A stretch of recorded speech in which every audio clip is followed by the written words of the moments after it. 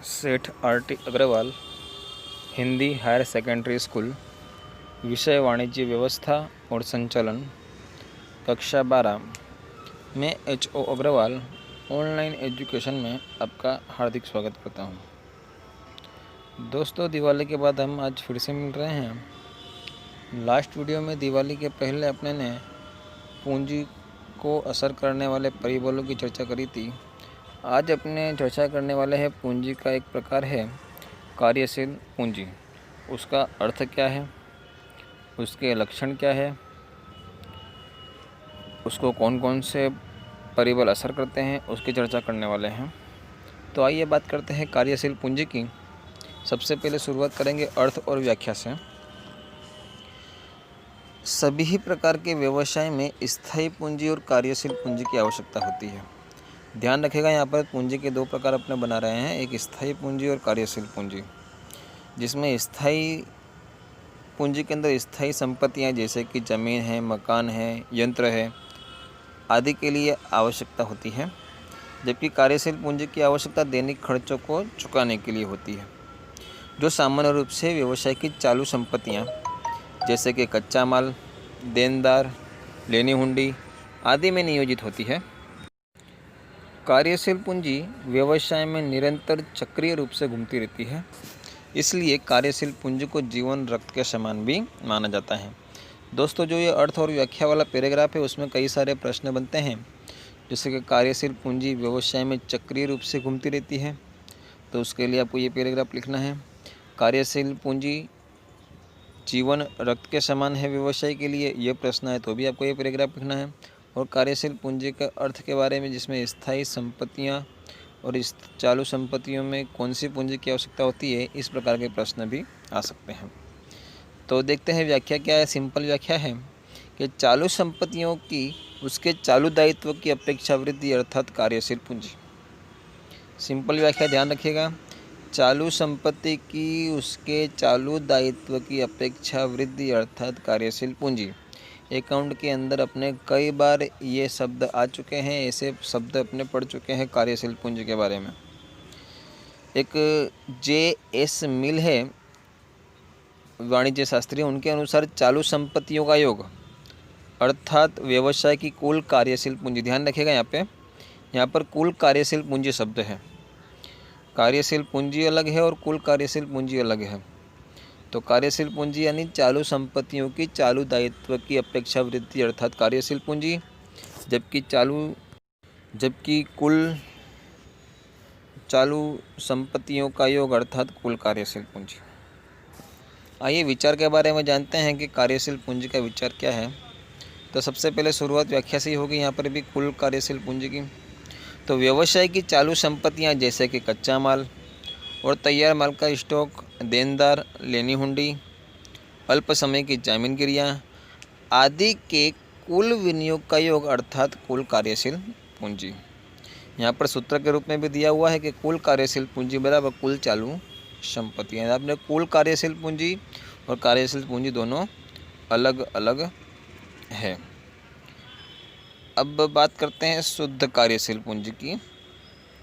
तो चालू संपत्तियों में से चालू दायित्व घटाना अर्थात शुद्ध कार्यशील पूंजी।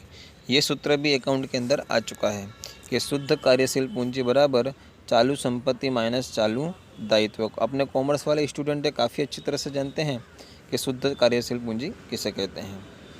जब चालू संपत्ति की तुलना में चालू संपत्तियाँ अधिक हो तो उसे सकारात्मक कार्यशील पूंजी कहते हैं। यहाँ पर भी देखो कि व्याख्या आ गई है कि सकारात्मक कार्यशील पूंजी किसे कहते हैं। तो चालू दायित्व की तुलना में चालू संपत्तियाँ अधिक हो तो उसे सकारात्मक जो है कार्यशील पूंजी कहते हैं। और जब चालू संपत्तियों की तुलना में चालू दायित्व अधिक हो तो उसे नकारात्मक कार्यशील पूंजी कहते हैं। तो यहाँ पर भी दो अलग अलग व्याख्या अपने को प्राप्त हो चुकी है। देखते दोनों के बीच में अंतर क्या है। सिंपल अंतर है कुल कार्यशील पूंजी और शुद्ध कार्यशील पूंजी के बीच में। तो कुल कार्यशील पूंजी में चालू संपत्तियाँ जैसे कि लेनी हुंडी, देनदार, अल्प समय के विक्रय पत्र, जामीनगिरियाँ, बैंक आदि का समावेश होगा, जबकि चालू संपत्तियों का घटाने पर चालू दायित्व जो मिलता है उसे शुद्ध कार्यशील पूंजी कहते हैं। यह विचार कंपनी की तरलता की स्थिति को नहीं दर्शा पाता है कुल कार्यशील पूंजी वाला, जबकि शुद्ध कार्यशील पूंजी वाला विचार तरलता की स्थिति को आसानी से दर्शा देता है। कंपनी की सत्य वित्तीय परिस्थिति की जानकारी कुल कार्यशील पूंजी द्वारा नहीं प्राप्त होगी, जबकि शुद्ध कार्यशील पूंजी के द्वारा कंपनी की सही वित्तीय जानकारी प्राप्त होती है। चालू दायित्व में वृद्धि कुल कार्यशील पूंजी में वृद्धि करता है, जबकि चालू दायित्व में वृद्धि शुद्ध कार्यशील पूंजी में कमी करता है। तो यहाँ पर कुल 4 अंतर है। कई बार एग्जाम में आते हैं कि कुल कार्यशील पूंजी और शुद्ध कार्यशील पूंजी के बीच में अंतर बताइए, तो हमको यहाँ पर कम से कम 3 अंतर याद रखने हैं। अब अपने बात करने वाले हैं कार्यशील पूंजी के लक्षणों की। कुल 8 लक्षण हैं। देखते हैं कौन कौन से लक्षण हो सकते हैं कार्यशील पूंजी में। तो सबसे पहला लक्षण है अल्प समय की पूंजी है। जो कार्यशील पूंजी होती है वो काफ़ी कम समय के लिए प्राप्त की जाती है, 1 वर्ष या उससे कम समय का उसका समय पीरियड होता है। दूसरा है चालू संपत्तियों में विनियोग। तो कार्यशील पूंजी अलग अलग प्रकार की चालू संपत्ति में विनियोजित होती है, जैसे कि देनदार, लेनी हुंडी, अल्प समय की जामीनगिरियाँ आदि। कार्यशील पूंजी तरलता का गुण भी रखती है। तरलता कार्यशील पूंजी का आधारभूत लक्षण माना जाता है। सभी चालू संपत्तियां जिसमें कार्यशील पूंजी नियोजित है उसका सुगमता से नकद में रूपांतरण होता है, इसीलिए वो तरलता का गुण रखती है। कार्यशील पूंजी में जोखिम का प्रमाण भी कम है, यानी कि अल्प जोखिमी है। कार्यशील पूंजी व्यवसाय में चक्रीय रूप से घूमती रहती है। अल्प समय अवधि की और सरलता से नकद में रूपांतरित होने वाली पूंजी है, इसीलिए कार्यशील पूंजी के अंदर जोखिम का प्रमाण कम होता है। 5वां लक्षण है परिवर्तित होते स्वरूप। कार्यशील पूंजी जो है उसका स्वरूप हमेशा बदलता रहता है। यदि चालू संपत्तियों में कार्यशील पूंजी का विनियोग हुआ है तो उसका स्वरूप हमेशा बदलता रहेगा, जैसे कि कच्चे माल का अर्ध तैयार माल में, अर्ध तैयार माल का तैयार माल में, तैयार माल का विक्रय में, विक्रय का देनदार में और देनदार का नकद में। इस प्रकार से जो है कार्यशील पूंजी निरंतर रूप से घूमती रहती है। फिर छठा है दैनिक खर्च को चुकाने के लिए। कार्यशील पूंजी दैनिक खर्च को चुकाने के लिए निरंतर व्यवसाय में आवश्यक रहती है, अर्थात निरंतर आवश्यकता कार्यशील पूंजी की होती है। 7वां है कि कार्यशील पूंजी में घिसाई नहीं होती। अपने देखते आ रहे हैं कि हमेशा घिसाई स्थायी संपत्तियों पर गिनी जाती है, चालू संपत्तियों पर नहीं। और कार्यशील पूंजी चालू संपत्तियों में नियोजित होने से, इस प्रकार की संपत्तियों में घिसाई नहीं होने से इस प्रकार की पूंजी पर घिसाई नहीं गिनी जाती। फिर व्यवसाय का प्रकार, स्वरूप और उसकी आवश्यकता के अनुसार। कार्यशील पूंजी की आवश्यकता व्यवसाय के प्रकार और स्वरूप पर आधारित होती है, इसलिए प्रत्येक व्यवसाय में उसकी मात्रा भी भिन्न भिन्न देखने को मिलती है। तो इस प्रकार से कुल 8 लक्षण अपने को याद रखने हैं। आइए अब बात करते हैं कार्यशील पूंजी को असर करने वाले परिबलों की अथवा तत्वों की। इसमें कार्यशील पूंजी को असर करने वाले परिबलों में पहला परिबल है अथवा तत्व है व्यवसाय का प्रकार और स्वरूप। कार्यशील पूंजी की आवश्यकता व्यवसाय के प्रकार और स्वरूप पर आधारित होती है, जैसे कि जिस व्यापारी इकाई को बड़े पैमाने पर माल का स्टॉक रखना पड़ता हो और साख पर माल का विक्रय करना पड़ता हो, उन्हें कार्यशील पूंजी की अधिक आवश्यकता होती है। उद्योग के स्वरूप के अनुसार कार्यशील पूंजी की मात्रा में परिवर्तन होता है, जैसे कि गैस कंपनी, विद्युत कंपनी आदि को अल्प कार्यशील पूंजी की आवश्यकता होती है, जबकि श्रम प्रधान वाले उद्योगों में अधिक प्रमाण में कार्यशील पूंजी की आवश्यकता होती है। इस प्रकार से व्यवसाय का प्रकार कैसा है, उसका स्वरूप कैसा है, इसके आधार पर कार्यशील पूंजी में कमी वृद्धि होती रहती है। अर्थात व्यवसाय का प्रकार और उसके स्वरूप कार्यशील पूंजी को असर करते हैं। दूसरा है व्यवसाय का कद। जैसे व्यवसाय का कद छोटा होगा वैसे ही कार्यशील पूंजी की आवश्यकता कम होगी, और कद बढ़ने पर, विस्तार होने पर कार्यशील पूंजी की अधिक आवश्यकता पड़ेगी। इस प्रकार से व्यवसाय का कद भी कार्यशील पूंजी को प्रभावित करता है। उत्पादन चक्र, दोस्तों यहाँ पर उत्पादन चक्र की व्याख्या भी अपने को खास याद रखनी है। एक कच्चे माल का क्रय और तैयार माल का उत्पादन हो, इन दोनों के बीच की जो समय अवधि है अर्थात उत्पादन चक्र। ध्यान रखिएगा, कच्चे माल का क्रय और तैयार माल का उत्पादन हो, इन दोनों के बीच की समय अवधि अर्थात उत्पादन चक्र। ये व्याख्या अपने को याद रखनी है। उत्पादन चक्र की समय अवधि दीर्घ हो तो कच्चा माल और अर्ध तैयार माल में कार्यशील पूंजी की अधिक आवश्यकता होती है। यदि यही समय अवधि कम हो, अल्पकालीन हो, तो कम कार्यशील पूंजी की आवश्यकता पड़ेगी।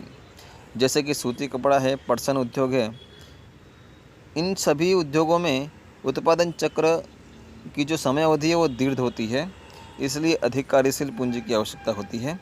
जबकि बेकरी है, डेयरी उद्योग है आदि में कम प्रमाण में उत्पादन चक्र की प्रक्रिया की जो समय अवधि है वो कम रहती है, इसीलिए यहाँ पर कम कार्यशील पूंजी की आवश्यकता होती है। यानी कि उत्पादन चक्र की समय अवधि कम या ज़्यादा होने पर कार्यशील पूंजी भी कम या ज़्यादा हमें आवश्यक रहती है। अर्थात उत्पादन चक्र इफेक्ट करता है, व्यवसाय का कद इफेक्ट करता है, व्यवसाय का प्रकार और स्वरूप भी कार्यशील पूंजी पर प्रभावित करता है। चौथा है उत्पादन नीति और मांग का प्रकार। उत्पादित वस्तु की मांग मौसमी हो और व्यवसाय इकाई के पूरे वर्ष दौरान स्थिर उत्पादन की नीति हो तो कार्यशील पूंजी की अधिक आवश्यकता होती है। जैसे कि गर्म कपड़ों का उत्पादन करने वाली अधिकतर कंपनियां 12 मास उत्पादन जारी रखती है, जबकि उसका विक्रय ठंडियों की ऋतु में होता है। तो इस प्रकार से उत्पादन की नीति और मांग का प्रभाव भी कार्यशील पूंजी को इफेक्ट करता है। फिर कच्चे माल का संग्रह किस प्रकार से करते हैं वो भी इफेक्ट करेगा। कच्चे माल की प्राप्ति स्थान सीमित हो या कच्चे माल की पूर्ति अनियमित हो तो निश्चित ऋतु में ही यदि कोई कच्चा माल प्राप्त होता हो तो उसका संग्रह करना पड़ता है। इस प्रकार से कच्चे माल को अधिक मात्रा में संग्रह करने से कार्यशील पूंजी की अधिक आवश्यकता होती है। यदि कच्चा माल नियमित रूप से मिलता है तो हमें कम कार्यशील पूंजी की आवश्यकता होती है। साख नीति छठा मुद्दा है। तैयार माल का विक्रय नकद से करने की नीति हो तो कम प्रमाण में कार्यशील पूंजी की आवश्यकता होगी, परंतु यदि साख की नीति हो विक्रय करने की तो अधिक प्रमाण में कार्यशील पूंजी की आवश्यकता होगी। इसी का उल्टा, यदि कच्चा माल सरलता से साख पर प्राप्त होता हो तो कम कार्यशील पूंजी की आवश्यकता पड़ती है, और यदि कच्चा माल नकद में खरीदना पड़ता हो तब अधिक प्रमाण में कार्यशील पूंजी की आवश्यकता पड़ती है। तो साख नीति भी कार्यशील पूंजी को इफेक्ट करती है। सातवां है चालू संपत्तियों का नकद में रूपांतरण। देनदारों के पास से वसूली शीघ्रता से होती हो, तैयार माल का विक्रय नकद होता हो, लेनी हुंडी के पैसे पकने की तारीख पर प्राप्त हो जाते हो, तब अल्प मात्रा में कार्यशील पूंजी की आवश्यकता होती है, और इसकी विपरीत परिस्थिति में हमें अधिक प्रमाण में कार्यशील पूंजी की आवश्यकता हो सकती है। आठवां है स्टॉक परिवर्तन दर।